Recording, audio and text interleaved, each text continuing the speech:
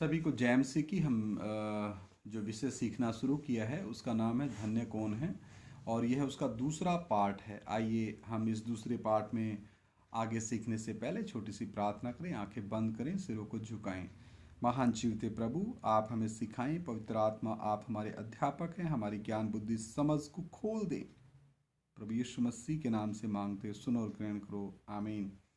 आइए मेरे प्रिय भाइयों बहनों, मती पहला अध्याय 18, 21, 23 और 25 वचन हम पढ़ेंगे। यीशु मसीह का जन्म इस प्रकार से हुआ कि जब उसकी माता मरियम की मंगनी यूसुफ के साथ हो गई तो उनके इकट्ठा होने से पहले ही वह पवित्र आत्मा की ओर से गर्भवती पाई गई। धन्य है मरियम जिसके गर्भ में सृष्टिकर्ता परमेश्वर आया ताकि हमारे पाप और श्रापों की पूरी पूरी कीमत दी जा सके। 21 वचन, वह पुत्र जनेगी कौन? कुंवारी मरियम। तो उसका नाम यीशु रखना, क्योंकि वह अपने लोगों का उनके पापों से उद्धार करेगा। तो धन्य है पूरी मानव जाति जो प्रभु यीशु मसीह को अपना प्रभु और मुक्तिदाता करके ग्रहण करती है, मानती है कि वो हमारे पापों और श्रापों के निमित्त ही इन सारे प्रबंधों के द्वारा, जो प्रबंध परमेश्वर ने अपने सर्व ज्ञान में किए, उनके द्वारा हमारे स्थान पर मरने के लिए आया। 23 वचन, देखो एक कुंवारी गर्भवती होगी और एक पुत्र जनेगी और उसका नाम इमानुएल रखा जाएगा, जिसका अर्थ है परमेश्वर हमारे साथ। हालेलुया। तो वो भाई और बहन धन्य हैं जो प्रभु यीशु मसीह को अपना प्रभु और मुक्तिदाता और उद्धारकर्ता ग्रहण करके स्वर्ग की तरफ हाथ उठा करके कहे कि सचमुच परमेश्वर हमारे साथ है, परमेश्वर हमारे आत्मा में वास करता है, परमेश्वर का पवित्र आत्मा हमारे अंदर वास करता है, हम पवित्र आत्मा के मंदिर हैं। ऐसे भाई या बहन को मैं धन्य मानूंगा, और अकेला मैं ही नहीं, स्वर्ग भी धन्य मानेगा। हालेलुया। आगे हम पढ़ते हैं 25 वचन, और जब तक वह पुत्र ना जनी तब तक वह उसके पास ना गया और उसने उसका नाम यीशु रखा।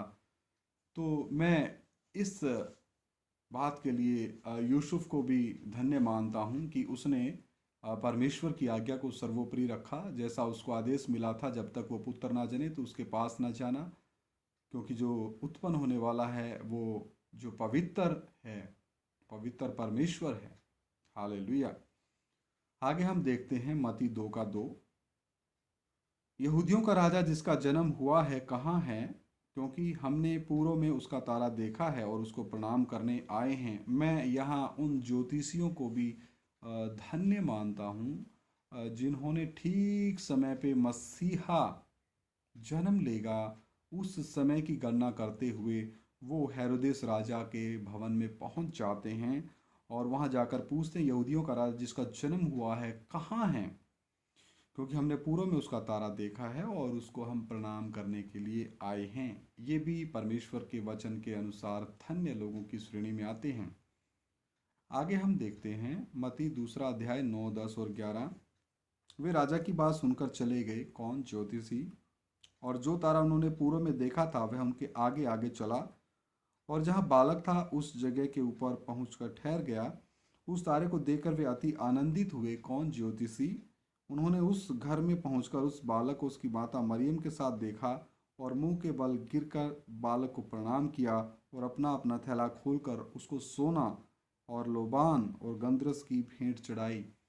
मैं ऐसे इन ज्योतिषियों को धन्य मानता हूँ जिन्होंने सबसे पहले अपने उद्धारकर्ता परमेश्वर के दर्शन किए। हालेलुया। जो इतना लंबे सफ़र से पैदल चल के आए और जिनके अंदर एक ऐसी इच्छा उत्पन्न हो रखी थी और वो तारे का पीछा करते करते उस जगह तक आए। उन्होंने थकान को नहीं देखा, उन्होंने भूख प्यास को नहीं देखा, उनके आत्मा में जो इच्छा उत्पन्न हुई थी कि नहीं, जो मसीहा, पूरे जगत का मसीहा उत्पन्न होने वाला है, उस मसीहा को देखना हमारे लिए सबसे महत्वपूर्ण काम है। तो मेरे प्रिय भाइयों बहनों, क्या आज इस आधुनिक युग में आपकी भी वही इच्छा है, आपकी भी वही आत्मा की प्यास है? क्या आप ऐसा सोचते हैं कि इस पूरे ब्रह्मांड को बनाने वाला कौन है, मेरा आत्मिक कर्ता कौन है, मेरा आत्मिक पिता कौन है, किसने मुझे बनाया है, मेरे जीवन में क्या उसका उद्देश्य है, क्या उसका लक्ष्य है, और कैसे मैं उसके लक्ष्य को अपने जीवन में जान सकता हूँ। मेरे सवाल का जवाब आप कमेंट बॉक्स में भी दे सकते हैं मेरे प्रिय भाइयों बहनों।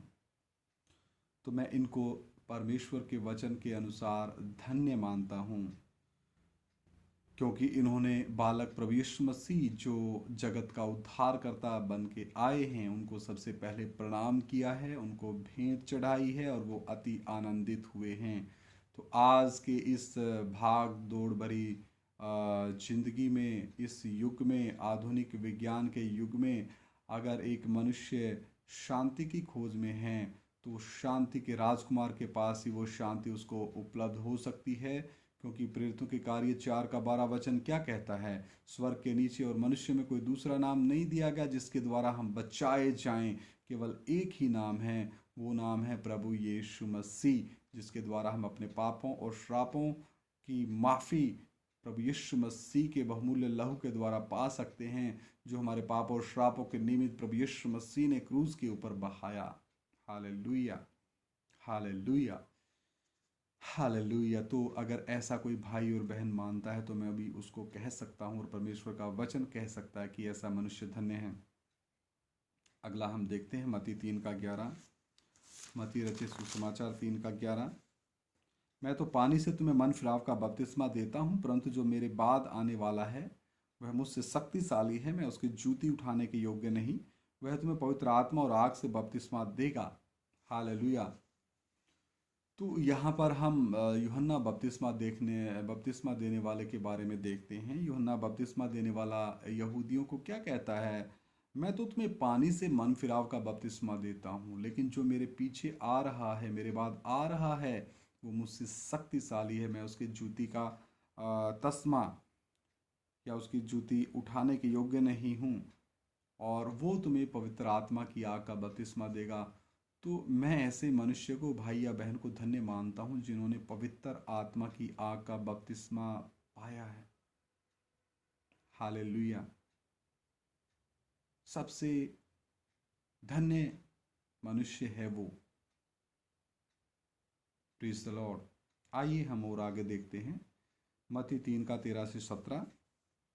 उस समय यीशु गलील से यरदन के किनारे यूहन्ना के पास उससे बपतिस्मा लेने आया, परंतु यूहन्ना यह कहकर उसे रोकने लगा, मुझे तो तेरे हाथ से बपतिस्मा लेने की आवश्यकता है और तू मेरे पास आया है। यहाँ हम यूहन्ना बपतिस्मा देने वाले की नम्रता और दीनता के बारे में देखते हैं, और उसकी एक आत्मिक आंखें खुली थी, इसलिए उसकी आत्मिक परख और आत्मिक पहचान के बारे में भी देखते हैं कि यूहन्ना बपतिस्मा देने वाले की आत्मिक आंखों ने तुरंत अपने भेजने वाले को पहचान लिया कि प्रभु आप ही ने तो मुझे भेजा है, आपके हाथ से मुझे बपतिस्मा लेने की आवश्यकता है। यीशु ने उसको यह उत्तर दिया, अब तो ऐसा ही होने दे, क्योंकि हमें इसी रीति से सब धार्मिकता को पूरा करना है। तो आगे अपने सृष्टिकर्ता के सामने जब यूहन्ना बपतिस्मा देने वाले ने दीनता का परिचय दिया, नम्रता का परिचय दिया, तो उसके भेजने वाले ने भी उससे कई गुना दीनता और नम्रता का परिचय दिया, ताकि सारी धार्मिकता पूरी हो और जो 613 नियम है व्यवस्था के, वो भी एक एक करके पूरे हों। और हे मनुष्य जाति, ताकि तुम्हारे लिए संपूर्ण और सिद्ध बलिदान मैं बन सकूं, ताकि तुम्हारा जो छुटकारा है, संपूर्ण छुटकारा पाप और श्राप से हो सके। आगे पढ़ते हैं। और प्रभु यीशु बपतिस्मा लेकर तुरंत पानी में से ऊपर आया, और देखो उसके लिए आकाश खुल गया, और उसने परमेश्वर की आत्मा को कबूतर के समान उतरते और अपने ऊपर आते देखा, और देखो यह आकाशवाणी हुई, यह मेरा प्रिय पुत्र है जिससे मैं अत्यंत प्रसन्न हूँ। तो मेरे प्रिय भाइयों बहनों, मैं ऐसे भाई और बहन को धन्य मानता हूँ जिसके बारे में पवित्र आत्मा, जिसके बारे में पिता पुत्र पवित्र आत्मा त्रिएक परमेश्वर कहता है कि धन्य हैं। ऐसा भाई या बहन जिसके बारे में परमेश्वर कहता है कि यह मेरा प्रिय पुत्र है। हालेलुया। तो मेरे प्रिय भाइयों बहनों, हमने अकेला पुत्र ही नहीं, प्रिय पुत्र बनना है। आइए सर झुकाएं, प्रार्थना करें। महान जीवते परमेश्वर, अनुग्रहकारी प्रभु, मैं आपका धन्यवाद देता हूँ। थोड़ी देर बाद जीवता वचन सीखने के लिए आपने कृपा दिया, और गहराई से आप हमें सिखाएं। तेरी उपस्थिति हमें एक एक के साथ हो। पवित्र आत्मा, एक एक की ज्ञान बुद्धि समझ आप खोल दो, ताकि तेरा वचन एक एक को समझ में आए। और धन्य कौन है इस विषय को सभी गंभीरता से सीखने पाएं। और पवित्र आत्मा, आप एक एक से बात करें। जो भी भाई बहन, बच्चे, बुजुर्ग, नौजवान, चाहे वो किसी भी धर्म, जाति, संप्रदाय, समुदाय से हों, जो भी सुने, आप उनसे बात करें। प्रभु यीशु मसीह के सामर्थी नाम से मांगते हैं, सुनो और ग्रहण करो। आमीन। सभी को जय मसीह की मेरी विनती है, आप सभी प्रार्थना के साथ इन विषयों को सुने और मेरे लिए भी प्रार्थना करें, ताकि और पवित्र आत्मा अपने भेदों को और इस विषय को आगे ले जाने में सहायता करें। सभी को जय मसीह की।